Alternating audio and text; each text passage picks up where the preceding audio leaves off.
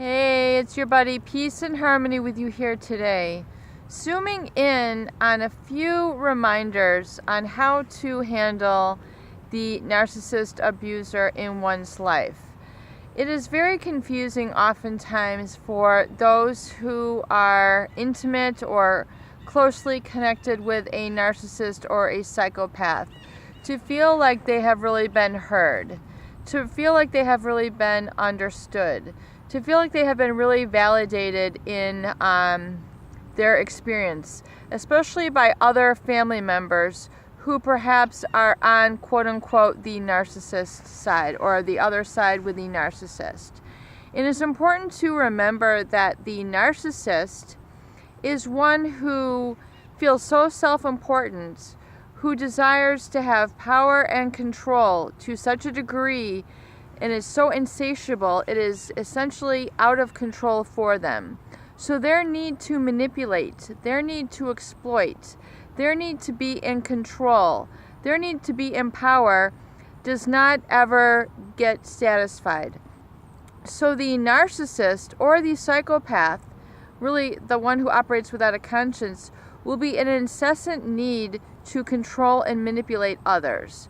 And so when you realize this, that this is an out of control need in their life, and it's so out of control to the fact that they will go to extraordinary lengths to keep that position of power and control in a family dynamic, in a work dynamic, that they will exploit and take advantage of and pathologically lie to maintain that position of power in their family.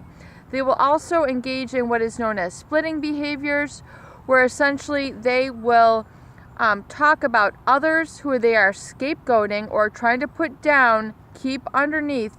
They will constantly engage in splitting behaviors where they go about name calling, talking about them behind one's back to other family members to essentially create more supply on that side so that they will be viewed, treated, and affirmed as superior, the one in control, the golden child, the golden member, etc. So they will engage in this in a pre-calculated manner in order to keep more supply on their side. So if you see them engaging in this, name calling, blame shifting, harsh judgment, so calling people crazy, questioning others and scapegoating others, not taking responsibility, saying, that couldn't, and doubting your very own position in the family, or doubting what you've been through, or essentially what I would call invalidating what you've been through, denying your reality. He would never do that to you. He's such a good guy. He's such a great provider. That really shouldn't matter. They are essentially, they're responding to the mask. They don't know the true reality of this person and what they're capable of as you do.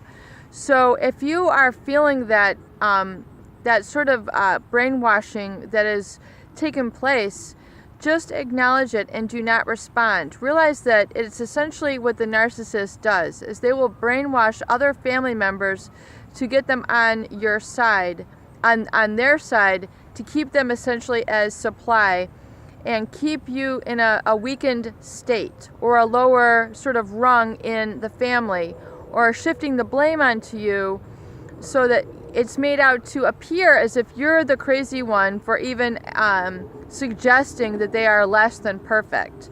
Because the narcissist will never come to terms with you on their authentic self. They will never admit, I had cheated on you. They will never, you have to expose them for these things. They'll never admit that, I was neglectful of you. I didn't give you what you needed. I'm so sorry. Let's try to change this. What can we do here to make sure that you're happy? So you don't see those sort of, apologies coming forward from the narcissist. In fact, they really do try to split families up and are very good at lying and really covering up their transgressions with just lies that you can't even believe, that most people would not be capable of. And so when you see this going on, realize that it's just a control tactic. It is just a manipulation tactic.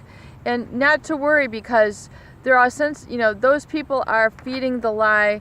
They're caught up in that brainwashing. And you do know better. You do know what had occurred. You have to own your truth and not try to convince the others in the family that you are right. Don't even play that game. You just really essentially have to let it go.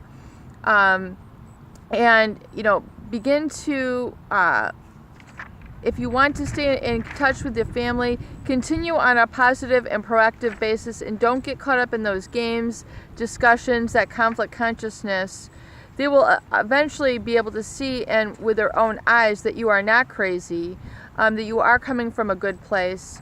And whether they are able to acknowledge the shortcomings of the narcissist, maybe time will tell.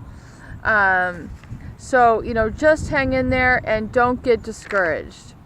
Peace and harmony with you here today. I hope these videos do help.